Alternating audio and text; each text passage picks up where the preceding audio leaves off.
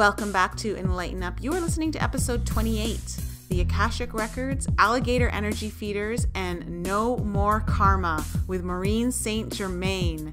We're excited to have Maureen back on the show with us. She was with us back in October and agreed to come on the show again so that we could get a deeper interview on the Akashic Records. The Akashic Records are basically every detail about your entire soul's existence from the beginning of time. So it goes beyond this lifetime. And so we're going to talk a lot more in depth about that topic, as well as get into the alligator energy feeders. What is that? Maureen's going to tell us more about that and why we want to be very aware of these alligator energy feeders. And of course, we're going to talk more about karma, the law of cause and effect. Apparently, karma doesn't exist anymore. How does that free you from all of the pain of past lives? Find out in this episode as we jump in and hear what Maureen has to tell us. Welcome back to Enlighten Up, everyone. This is episode 28, and I am here with Lisa and Brian. Michael is going to try and jump in on the recording. He's stuck on a plane, and it's a little delayed, so he may be jumping in midway. He's really hoping to come on. Also, we are here with one of our favorite guests, Maureen St Germain, the author of Waking Up in 5D, A Practical Guide to Multidimensional Transformation. Maureen, how are you doing? I'm doing really good today. Thank you. Thank you. We're so excited to have you back on because on our last show, we talked about the Akashic Records and doing a show on that. And I know that you are very passionate about the Akashic Records.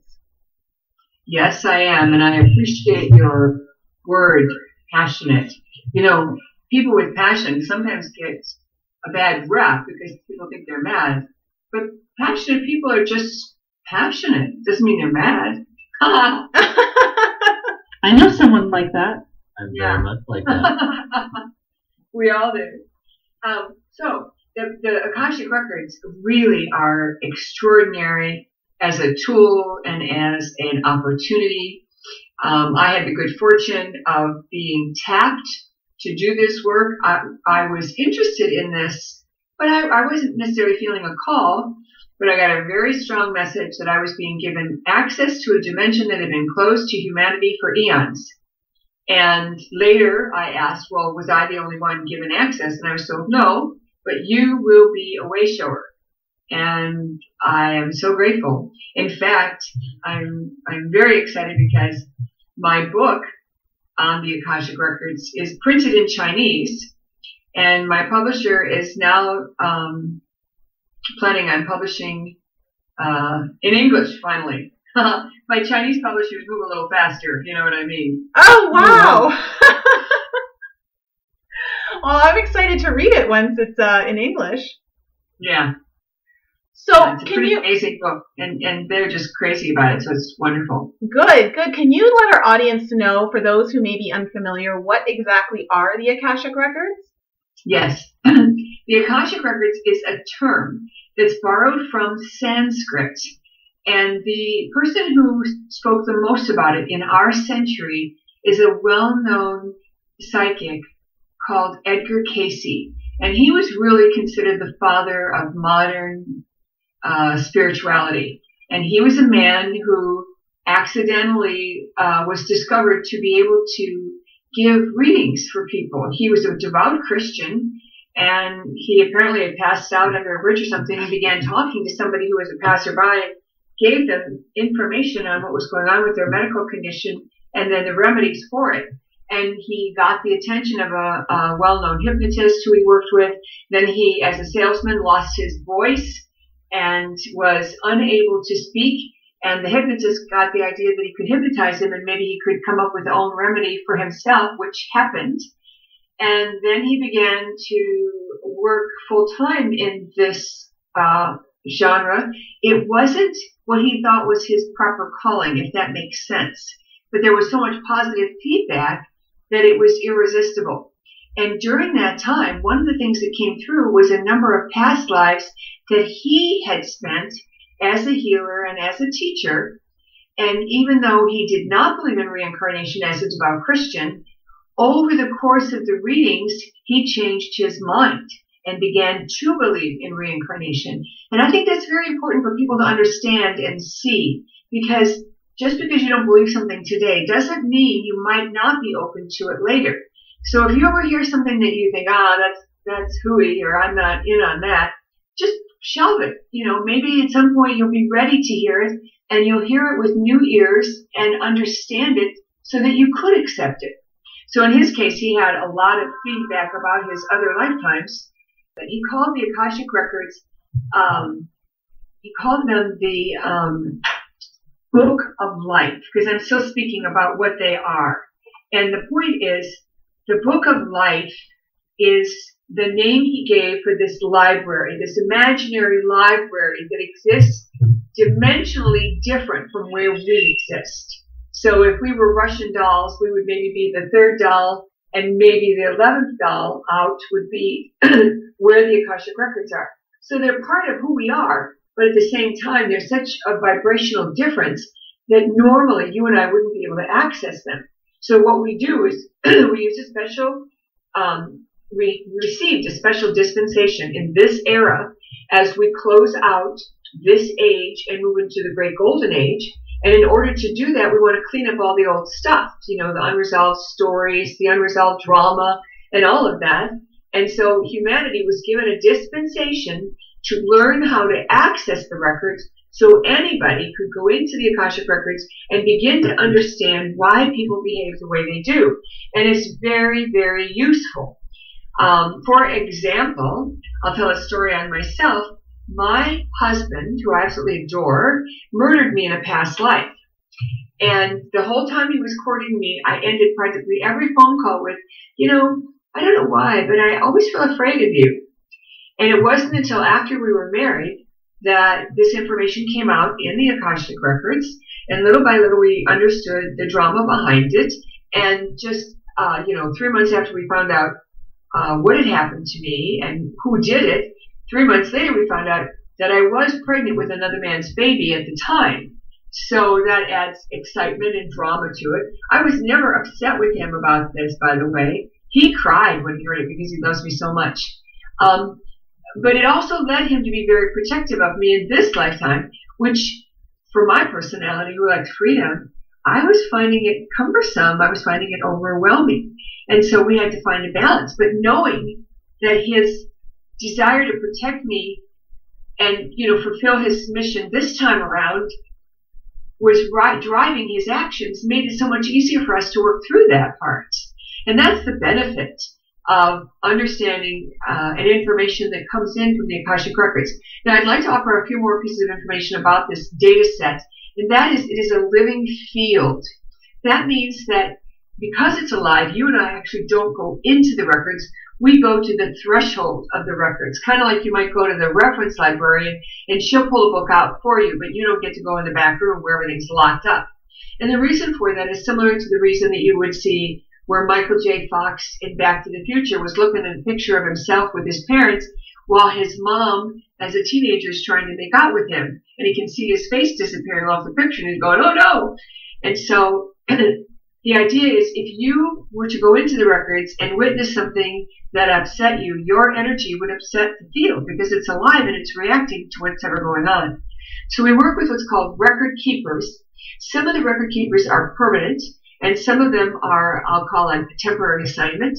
Some of us have record keepers that we work with consistently, and then each person has record keepers that are available to them, and some of them might overlap.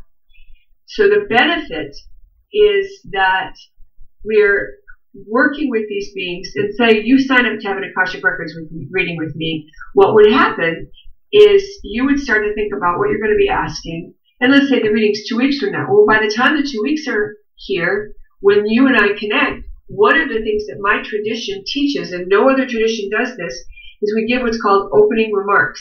And opening remarks is a data set or a bunch of information that addresses all these things that you've been thinking about asking.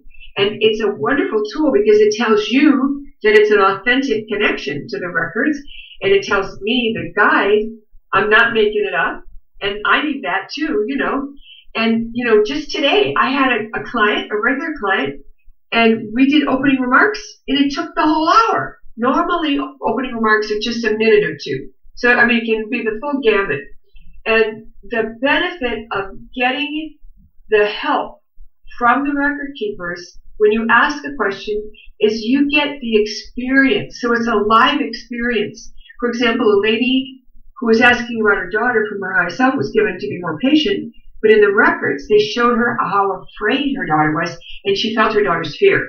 That had never occurred to the mom. So these things are very beneficial. Yeah, Lisa and I have both had our Akashic Records read this year, and it was, I know, like, we were told, we're told where we originated here on Earth. We were told what lifetime we're on Earth, because these records go beyond our Earth existence potentially if you didn't start here on Earth, correct? Right, and most of us who are listening to this kind of a show are part of the way showers, and the way showers definitely didn't start here. They're here to assist and show the way, like you guys do. Yeah. So, Brian, since you're acting as our skeptic today, I am always your skeptic. Yeah. What's your response to this? Well, I think what Maureen said initially, to keep an open mind because you may change how you feel. That's one reason why I've been on a couple of times, because I think I don't think Michael's skeptical as much anymore. So he's, I think, changing and being open-minded. I have a hard time believing it. I'll tell you that, especially, it's always interesting for me to think about something like this, because you could say anything about what my past life was, and there's absolutely no way to prove it. So that's, I think, where it fails for me as the skeptic, is you could tell me anything. What's interesting is I agree with you, Michael, and that's Brian. Brian, excuse me, you're filling in for Michael. Sorry. I agree with you in a lot of ways, because I also don't trust it like, carte blanche or anything like that. But if you're a successful writer today, but I don't know that, I just know you for the name and I don't know your stage name or something, and the record keepers say that you were a well-known and successful author in these past lifetimes, that's worthy of paying attention to. I had two experiences that really kind of altered my belief system. And one was when I gave a reading to a woman, and she was a bit of a skeptic, and her best friend had kept bugging her, you need to have a reading with Maureen. And so she finally relented and did that. But I didn't know she was a, quote, non-believer. I didn't know anything about her. I just thought she was somebody who found me and decided to have a session. So the first thing that they said in opening remarks to this lady was, you are always worried about your life vest when you get on your boat, and you need to, understand that you are safe and you will never have to worry, and, your life vest is fine, and just kind of relax and enjoy your time on the boat. Well, the reading goes on, and the first thing she says to me after she gets done with the opening remarks is, how did you even know I had a boat? And I'm thinking to myself, I didn't know you had a boat. That's what they said. I'm just the channel here. And then at the end, she said, I don't really believe in reincarnation, but if I did, how did I die in the last lifetime? And now this is heavy duty information. And so I checked in with my guidance to make sure it was okay to tell her. And I did get yes. And the answer was, well, you drowned. Oh, and gosh. she like that. And but remember, the first thing you were told is that you won't have to go through that again. And think about this. Maybe you wanted to come back in this lifetime to be near the water, to be on a boat, and not drown. Oh, that's profound. That's the first thing. And then the second thing is even more wacky and more scary than anything that's ever happened to me. And that is there was a situation that I was having a premonition about my husband, and I saw him in an industrial accident. He's a investigator for fire science, and he was working on a shipping freighter, and it was a mess because there'd been this big fire. And so I finally, got clearance that I could talk to him about it, because I don't assume just because I have information that I should be sharing it with people, because that's a misuse of power, I think. So I said to him, have you thought about going back to that freighter? And he said, without hesitation, he said, well, if you told me not to go, I wouldn't go. And so I told him what I was seeing. And he said, well, would you open up the Akashic Records for me tomorrow morning? And I said, sure. Now, I'm the mystic. I'm the one who's got this big devotion to God, and I have this deep love for all things spiritual. So I'm thinking he's going to ask, is it my time to go? Can I change this pattern? Can I, skip over it? What do I need to know? Those kinds of questions, right?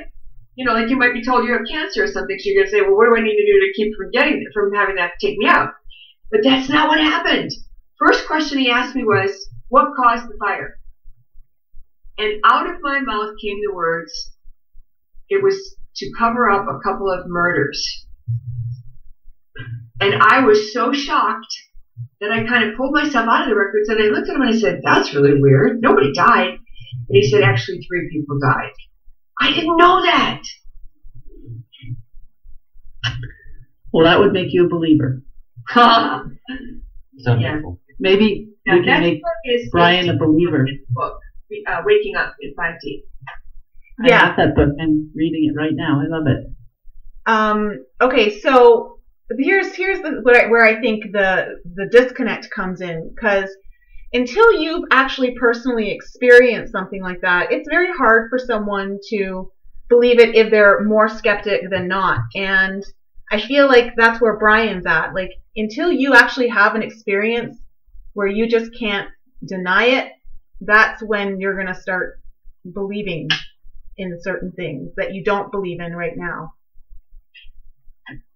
Well, maybe not. I don't know. I mean, I've seen some things with Lisa, experienced things with her that are hard to wrap my head around, and speaking in light language, but then I still have a hard time with when I hear other people talking about channeling things, and it's the same thing. No, I know, but that's what I'm saying. Like, you have to have the experience, not experiencing through Lisa. Like, it has to be with you. So maybe we can have Maureen do some Akashic record reading for Brian and see if it sparks anything. Oh, am I a guinea pig here?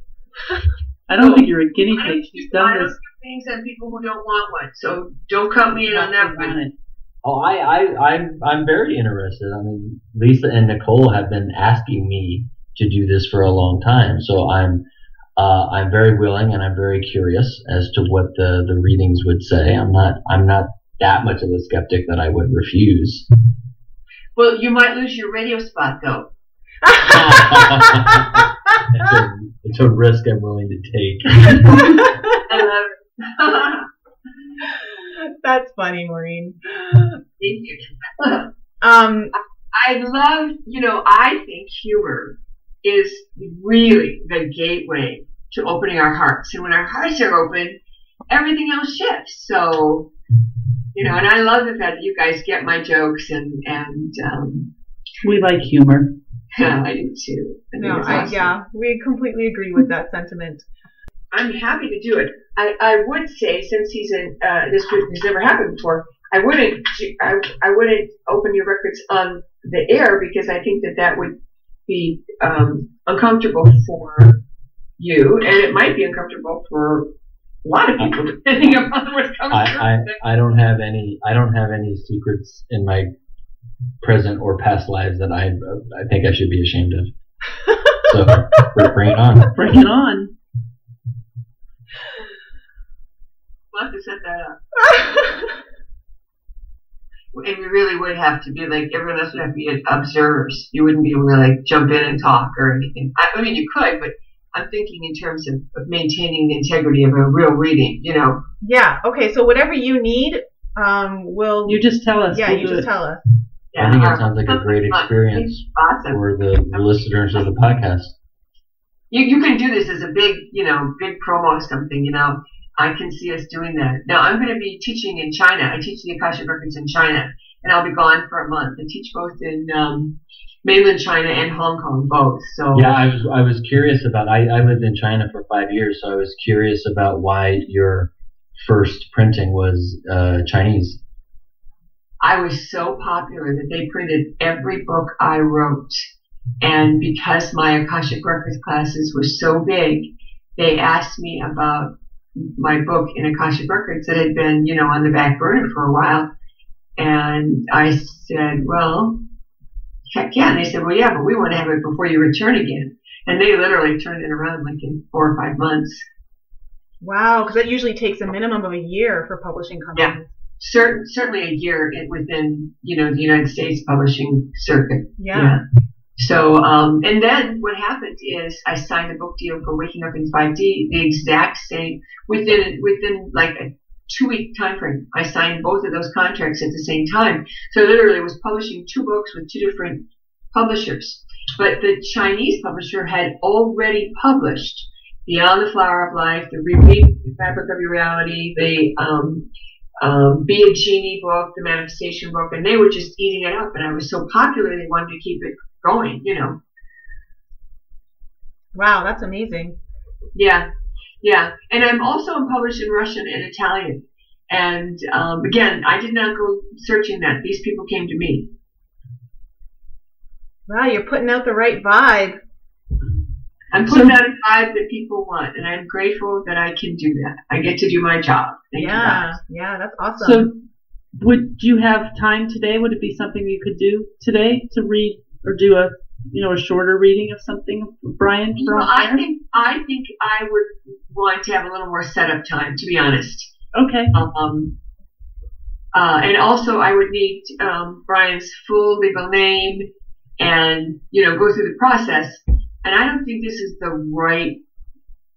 I don't know. I'll let me check in because of course my guidance. Yeah, I'm getting there. We should wait. And, we'll do it maybe in February if you have an opportunity for me to jump on and just make it happen. Okay. I'm actually like, oh, wow, that's interesting. You will be my first on the air kind of a thing. I do a lot of radio shows where I will answer callers' questions one by one. And I do set up for that. I do take, quite a bit of meditation time to create the matrix in my world so that I am connecting with the people that are calling in. And I would like to have that opportunity again, do my setup. Oh yeah, you absolutely. should do it the normal way. Yeah, I completely appreciate that. And if anything, that makes, I would think that makes me personally, I'll speak from my own point of view, but that makes me feel more confident in you that your integrity, you're not willing to compromise any integrity when you're doing that. Thank you. So, okay, well, that's something to look forward to then, Brian. Yes. Right. Mark your calendars. And when will you be in China, Maureen? December 27th to January 25th. Okay. Where do you go in China? Well, I go where they tell me. Essentially, I'm going to be this. Sometimes I teach in Shanghai, sometimes I teach in Shenzhen. This time, I'm going to be attending a publicity event in Shenzhen, but I'm flying into Shanghai, and then I'm overlanding to some other city, and then I'm going to be teaching again in Hong Kong. A whole new series in Hong Kong. And what is it that you teach exactly? Well, this particular time, I'm going to be teaching the 5D stuff that my book is about, and also the 5D Merkaba. And I also teach the Akashic Records. I also, on occasion, teach the manifestation work because it's based on sacred geometry. And the Chinese people love the sacred geometry. They love the symbol of the flower of life, and they love the fact that that information is coming right from the geometry itself. When you say you teach the Akashic Records, do you mean you're teaching people how to access the records like you do?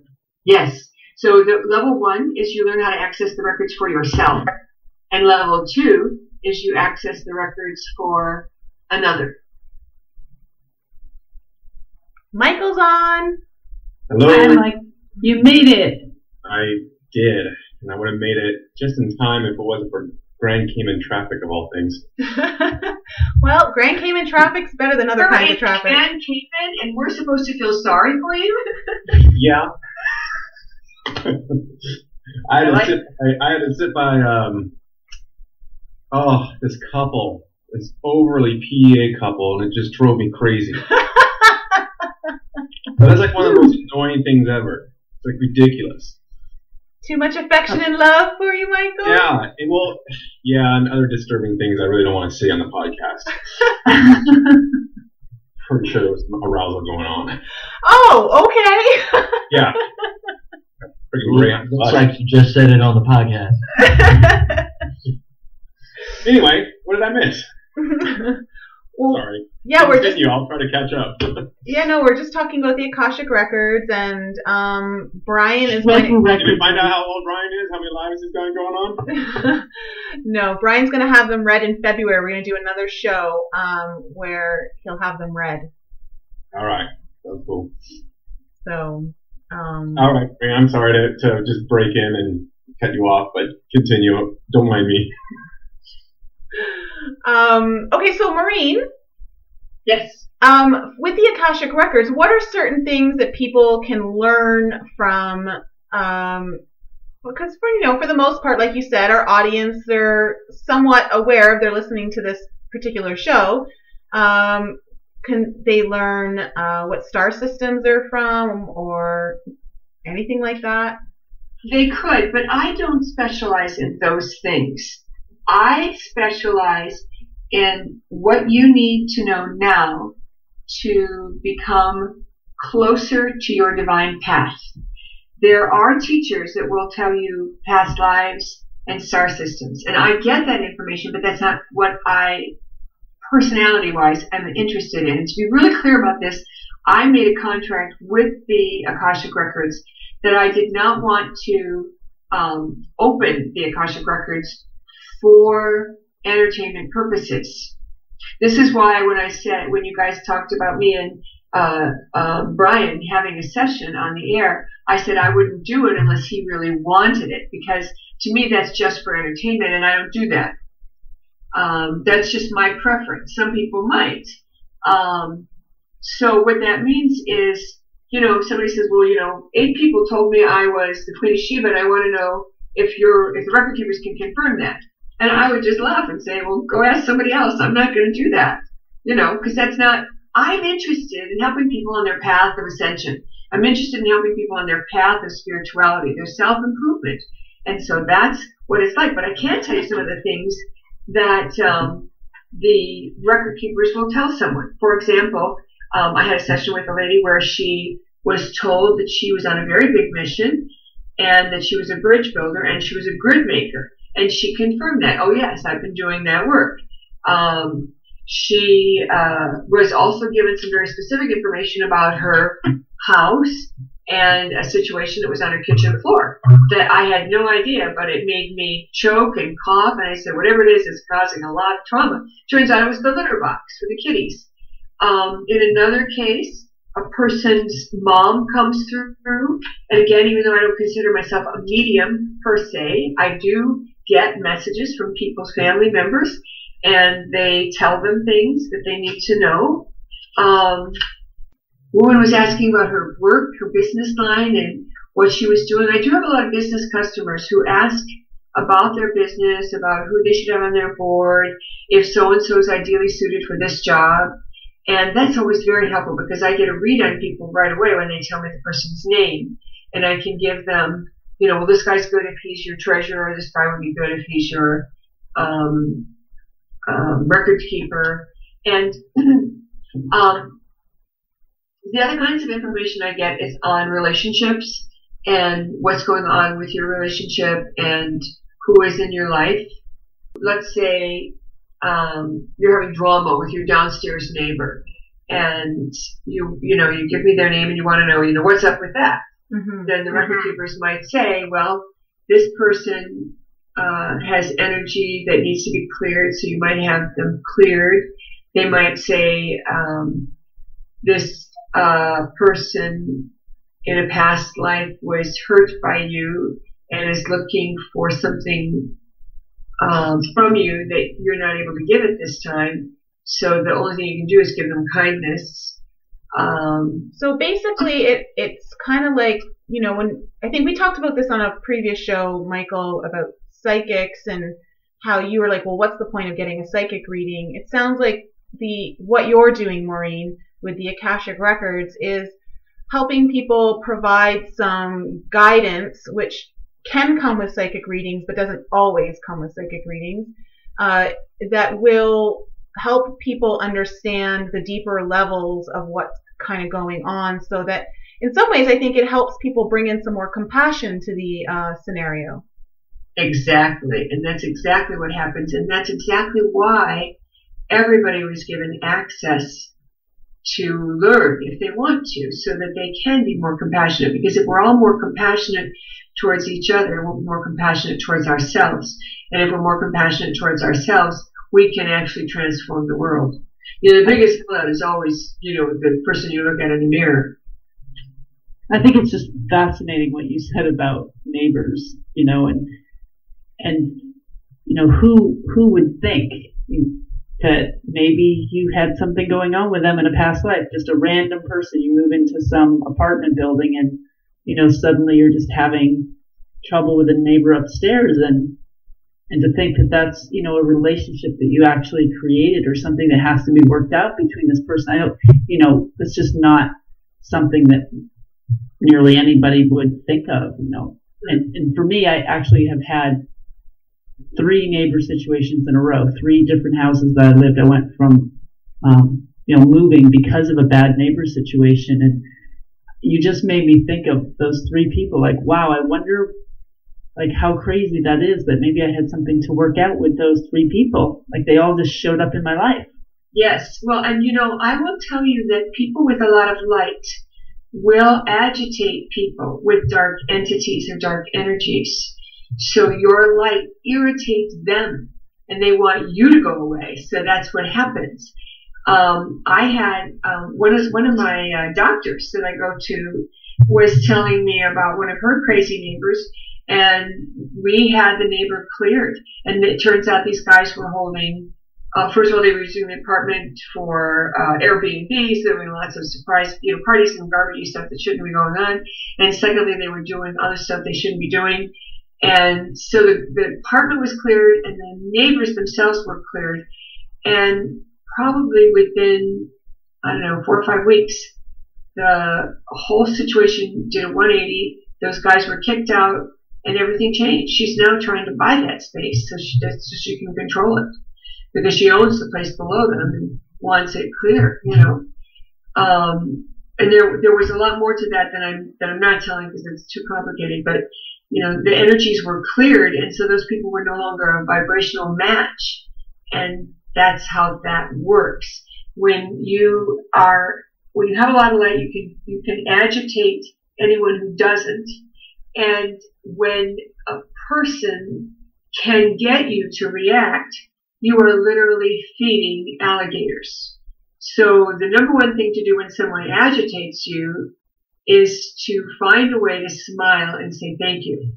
And even if they're name calling, you see whatever in their name calling could possibly be a compliment, and you smile and say thank you. And I'm sure you remember, Nicole, I've said this before, we're blondes, and you can never insult a blonde because she only hears compliments. And I say that a little tongue in cheek, but the idea is we all have a choice. And if somebody does something obnoxious, we can argue with them. We can tell them you're wrong, you're bad, whatever.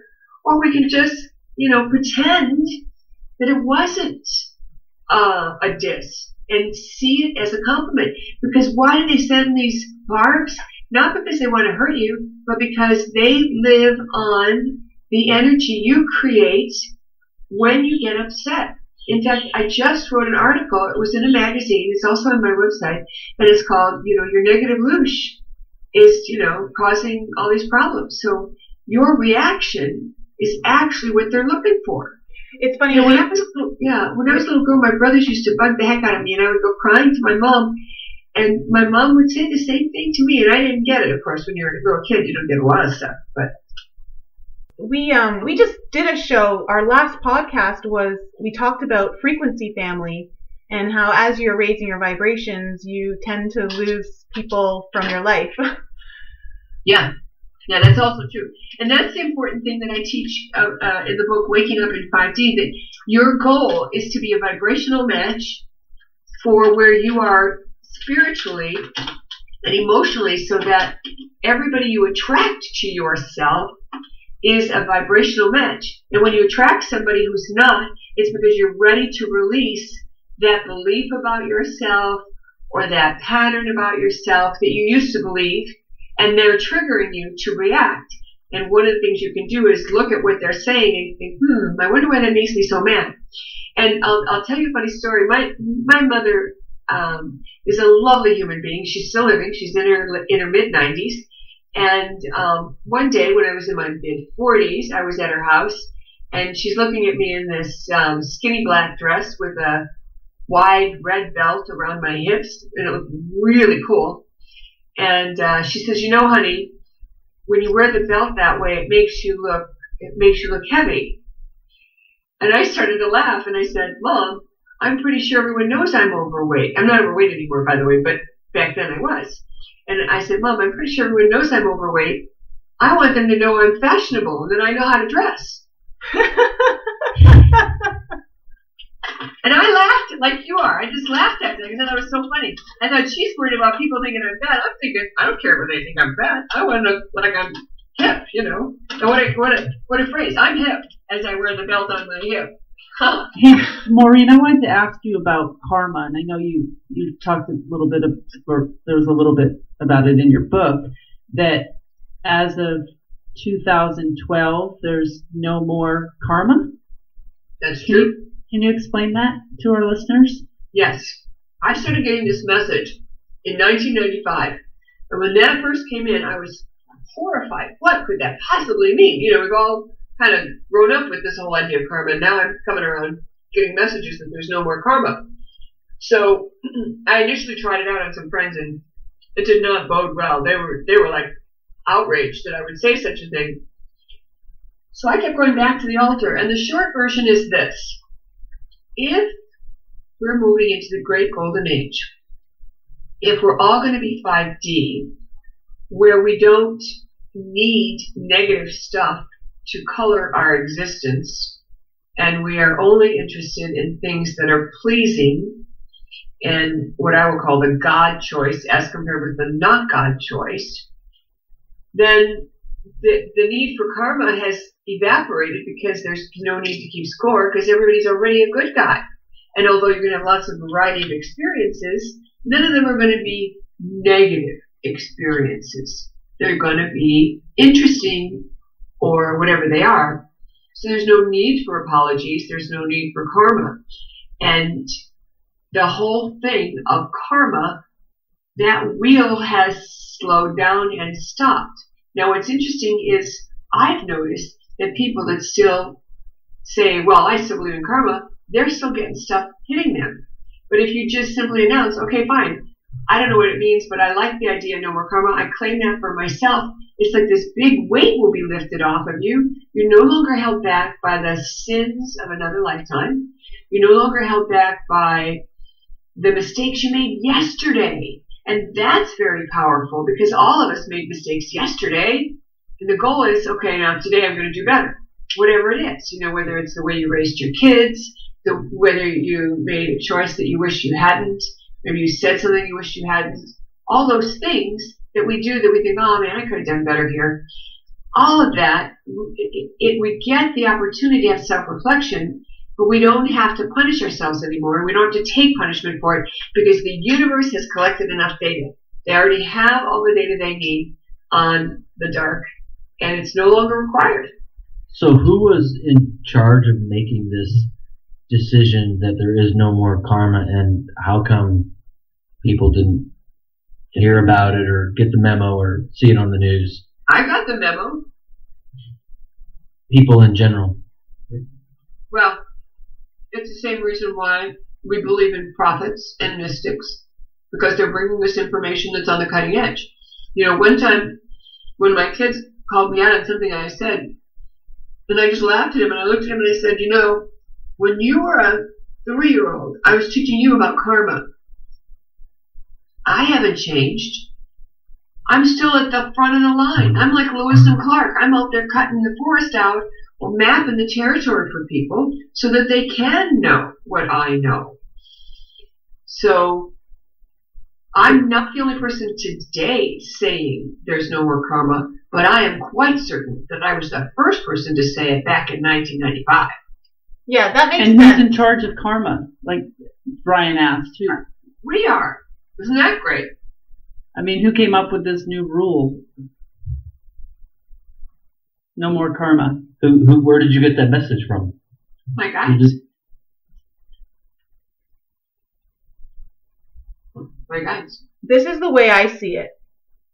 When you think about the people who are scientists and are, like, say, on the cutting edge of medicine and medical breakthroughs, they know what they're looking for, or they have a much better understanding of, say, someone who isn't well versed in what they're doing. So if you're not open to receiving messages through the spiritual gateway of our pineal gland and our higher self and having that connection, then you're not allowing yourself to be at the cutting edge to receive those messages, and so you're going to get them from other people. It's the exact same thing as how it works in all the industries in our world. You know, this is a very good point. One of the things that I transcribed very early on was I was extremely curious about this whole idea of different dimensions. And it was proposed by a teacher, and I thought, well, I want to know more. And I meditated on it for months and months and months. And one day in the middle of the night, the information came in. What I did in the meantime was I created this grid, and I wrote each of the dimensions, 3rd, 4th, 5th, 6th, like that. Because I'm thinking, I want to know what that means. I want to know what they are. It was like, what does this mean? And so I created a table like you would a periodic table, and I left columns for the information to fill in. So one day in the middle of the night, the information came in, and I wrote it down. So I tend to run my life like a skeptic would, in that I'm always looking for a way for the logical types to buy in to these ideas. And, I worked as a CEO of a nonprofit for a long time, and I have a great respect for logical thinking, and I'm a good logical thinker, but I'm also a good intuitive. So as I meditated on, well, how could I explain this to people that in terms that they would be able to accept? And here's what I was told. Again, this took a couple of months of constantly asking and finally getting the answer. You know how when you're watching TV on a local station and they cut in with a weather update, maybe it's a hailstorm, maybe it's a big snowstorm, it's something that was not predicted earlier in the day, and they're giving you the latest breaking news of the weather. Well, when you connect with your higher self, and when you start to connect with the higher realms, they're going to give you the latest update on situation normal. So the information that comes in is always the exception to the popularly held belief about whatever is going on. You're not going to get an update on everything, you're just going to get an update on what has changed. Now, in the case of karma, because that was our original thought here, I think what has happened is if you and I decide there's no more karma, and then I loan you $20, and you never pay me back, and I could say, well, he'll get his karma. Somebody's going to borrow from him and not pay him back. But that's me justifying my discomfort about not being paid back. But if I decide there's no more karma, then I don't have to hold you accountable.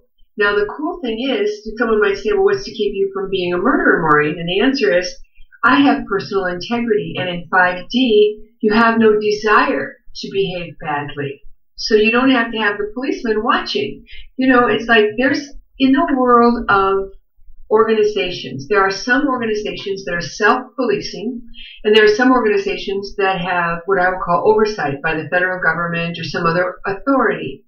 So if it's a self-policing agency or organization, like, say, the cosmetic dentists, which I used to run, they have very high standards, and you can't call yourself a cosmetic dentist until you've passed a certain exam, you've written papers, you've shown your work to the other dentists, and they go, yeah, you're doing pretty good work. You're one of us. And so they're self-policing. So I believe what's happening is that we're all becoming personally accountable to a much higher degree and to the standard we all aspire to. I would definitely agree with that. The more that you start to resonate with that kind of love frequency that is fifth dimension, the less you need to be, I guess, schooled or to have that kind of authority over you to tell you what's right or wrong. You just already understand that it either feels right or it doesn't feel right, or just doesn't vibrate with you. And so that completely makes sense to me. I understand that kind of level of thinking. But I can also understand how if someone's not there, they can't understand how that would be not chaotic. Right. Well, certainly separating there's this phrase in the Bible, is separating from the wheat from the chaff. And I think that that's what the phase we're in right now, when we're literally, in that stage. It's kind of like, what would you do if no one's looking? I'd still return an overpayment. I would still, in practical terms, I was raised a certain way. And if someone showed up at my house and they came in and we sat down and chatted for whatever reason, I would offer them something to drink, whether it's water or juice or tea or coffee. I'd offer them, would you like something to drink? And that's kind of like my custom. And I think it's pretty customary in America and in North America. Somebody comes in, you offer them something to drink right away. So nobody has to tell me to do that. I know that that's a way to say you're welcome in my home and here's something that might refresh you. So I think that part of what happens is I wouldn't think of having someone come in my house and sit down for 2 or 3 hours and talk to me about something without getting them a drink. It's not possible for me to do that. So that's what happens. We shift enough in our baseline of behavior that we don't need to be told. If I step on someone's toes, I self-correct. If I say something to my husband and I realize later, oh my gosh, that was rude, that was mean, I'm in his face right away, apologizing, saying, oh my gosh, I really had a horrible thing that I did, and I'm very sorry, I don't want to hurt you. Now, some people need to be told, you were obnoxious yesterday, but nobody has to tell me, because I know when I am. I think if you brought up that scenario where, like, if someone gave you back $20 more than they were supposed to from the cash register, you could either just walk away with the extra 20 in your pocket, or you may be so inclined to give it back through a certain honor system. And I think when you start to move up in vibration and start to resonate more consistently within the fifth dimension, it's built on the honor that you're building within you. And because you're honoring yourself, you understand that value system, and you can't not honor someone else and what their responsibilities are and their duties are within their job, that you wouldn't think of putting them in a position where they would have had to reap certain consequences of that action. Exactly. Another thing that happens is our relationships in general are different. So if I'm going to sell my car to you, for example, and you're looking for a car like what I have, I know what I want for it. I know the Blue Book value, and I say to you, well, the Blue Book says this, and you say, yeah, well, I'm prepared to offer X, and it's not the same amount. And I'll say, well, I was hoping to get a little more. Could you come up a little? And we're going to continue to negotiate till I feel good, but I also would make sure you feel good. And that's something new, because in the old days, we all wanted to get the best deal. We wanted, I want to get a steal of a car from you and get take care of myself. It was like me against you, even in a car purchase. And today, that's not what's happening. And, we see it all around us. Like, I don't watch Dr. Phil, but I've heard him, and I've heard him say, how's that working out for you? He never says this is wrong or bad, because there's no point. People know it's working for them. And it's like what you say, Nicole, when you know it's working for you and it's a match, you're good with it. And you don't need anybody to tell you the best behavior. I think also when you understand the law of oneness and you truly start to believe and feel that you are connected to everybody, that, doing something like that, you realize that you're only doing that to yourself. Would you treat yourself that way? Is that something that you would want for yourself? Because everyone outside of you is essentially you. So you want to treat everyone as well as you want to be treated. Yeah, that's very true. And to bring that a little bit closer to home, I will tell you that I had a business partner that stole $5,000 from me, and it was at a time when even an extra $300 would have made a difference in my life, And I went to the altar and I complained. I said, what are we going to do about this? And blah blah blah. And I was told, write this guy a letter, tell him how you feel, and then whatever he sends you is payment in full. Now, I wasn't expecting that, but I thought, okay, fine. I'm being told to do this in the records. I can do this. So I wrote the letter, and he came up with a big long list of all his so-called expenses that he decided were appropriate. They weren't, but, remember, this is payment in full. And I ended up with a check for $250, and his wife got a new kitchen. And I remember when the check came thinking, that's amazing. That's payment in full. Okay, now fast forward, maybe 4 or 5 years later. I have no energy on it. I'm fine with it. Everything's cool.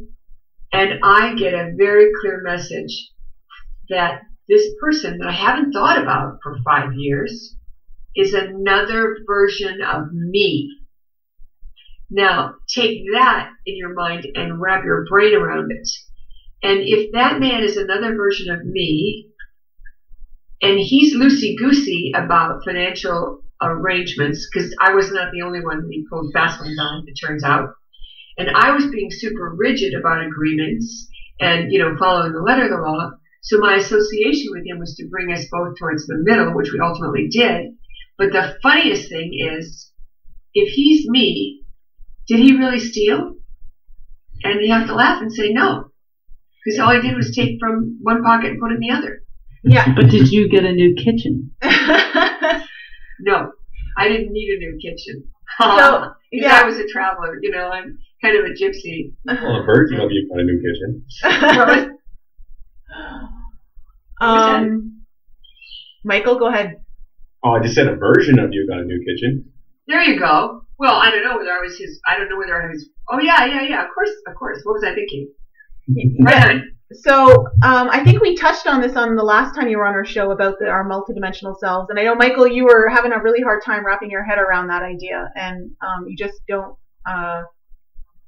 It doesn't resonate with you.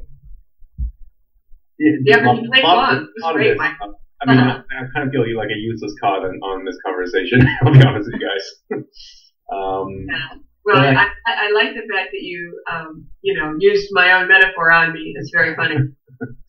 Well, I try. That's all I can add to the group now. Yeah.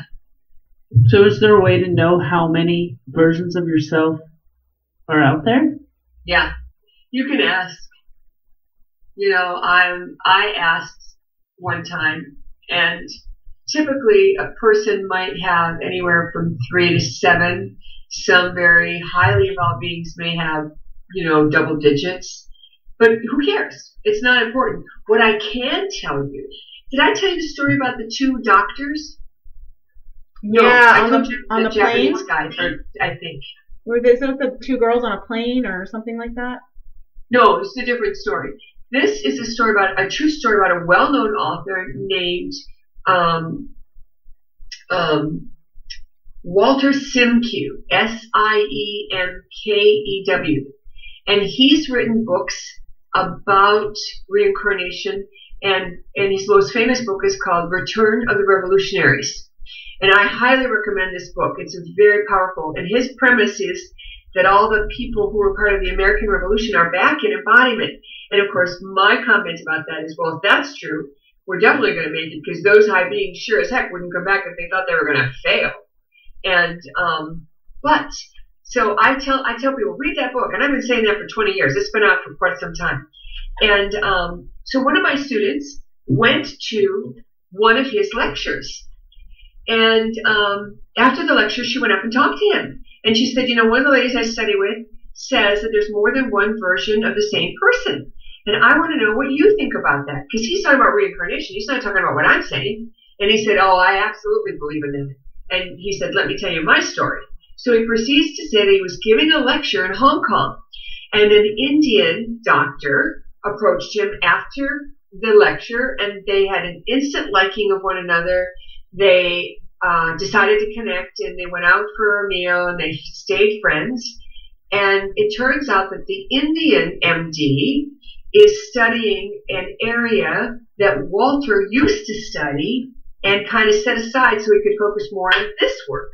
And so my metaphor for this, because I like to bring things home and, make people understand, once a month you meet with all your other versions, and you say, okay, well, do you want to take the China gig or shall I take it?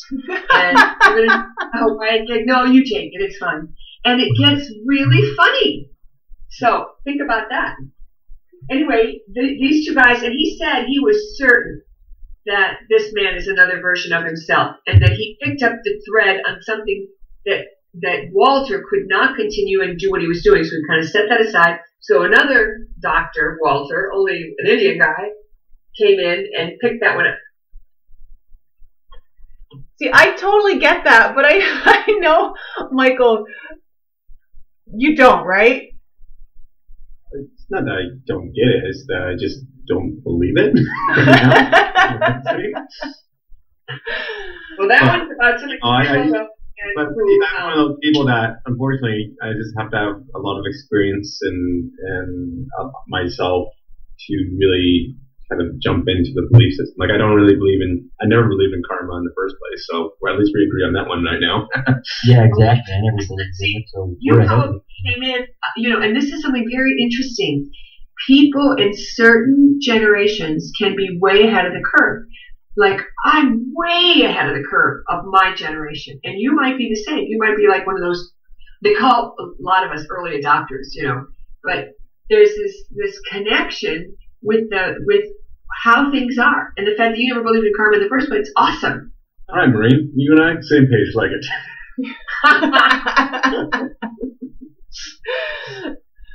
I don't know if I believe, because you're telling me it's so, and I trust that about, a different version of yourself. But I think that's something that's really hard to wrap your head around, even from someone like me who's, open to this stuff, unless I really meet that person or, have some sort of reading that gives me an example that I can wrap my head around. That's just something that's really difficult, I think. Yeah, no, yes, it is.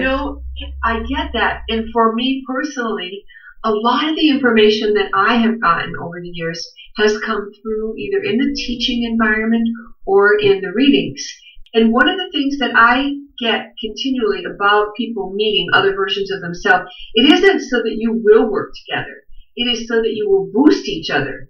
And, maybe you cross someone's path and you give them a little boost. And then they go on. So you're actually, think of a video game where you've got several men on the board. Sometimes you send a man to go, help another guy out. And then he goes back to his original duties. Yeah, I totally understand, because I know I've said this on the show that you were on last time, but I've met another version of myself.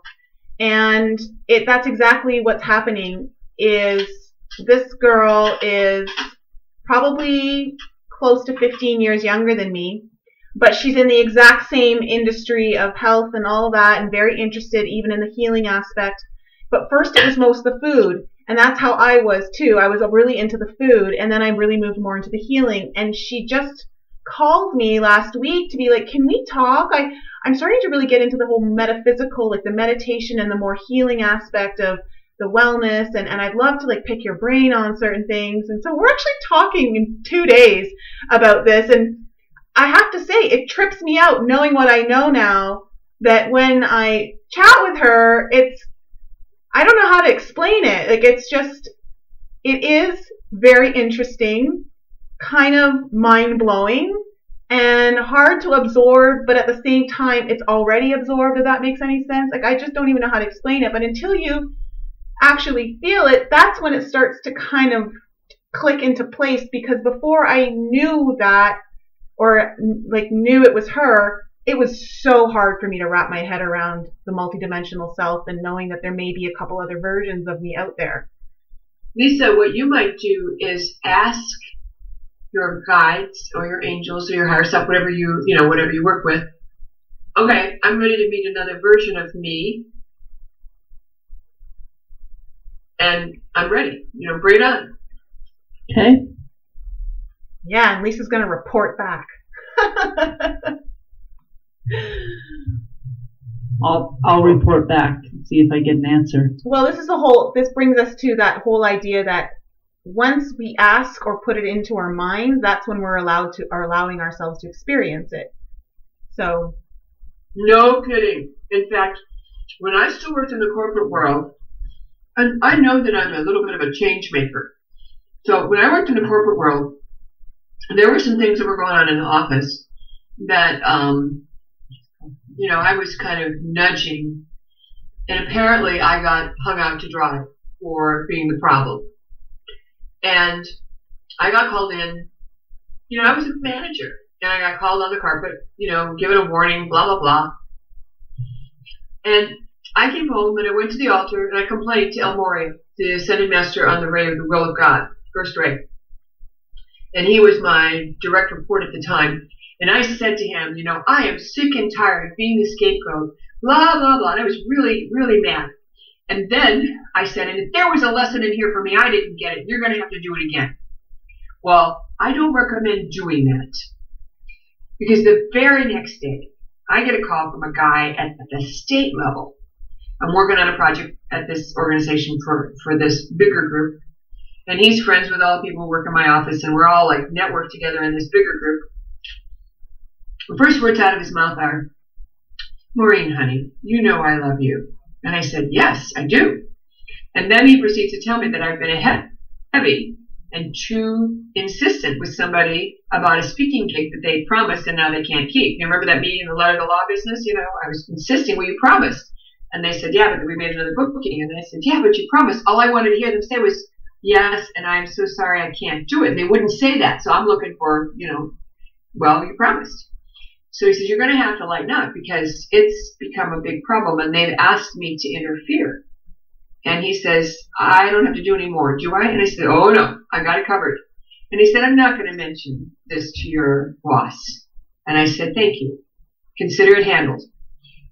Well, if he had gone to my boss, I would have gotten fired because that would have been infraction number 2. So, as you said, when you're ready, you ask for it. But when you ask for it, you better be careful. Yeah, that's very true. Very true. Well, this has been such a great talk, Maureen. Thank you so much for being back on the show with us. My pleasure. You guys are a blast. Brian, Michael, do you guys have any questions before we go, like that weren't answered or any clarification? No, I'm looking forward to February. I was hoping that was going to happen today, but I understand what the process is now. So, Maureen, I'll make sure that I give you whatever information you need about me before then, and I can't wait. So, I'll connect you guys, Maureen and Brian. I'll connect you both. Okay, sounds good. Okay, and Michael? I'm curious to see what happens to Brian, so I'll hold my questions till then. See what sort of skeletons he has in his closet. I know, you kind of really, when you just finished talking about Maureen, be careful what you ask for. Like, Brian, you're really opening it up, so I'm proud of you. I think, Brian, you rock, so good on you that you said that. Yeah, I'm not afraid to learn anything, and if what I learn is bad, I don't care what other people think about me, so yeah, bring it on. Awesome. Oh, great. So for our listening audience, if you haven't already, please pick up Maureen's book, Waking Up in 5D. It's an excellent read.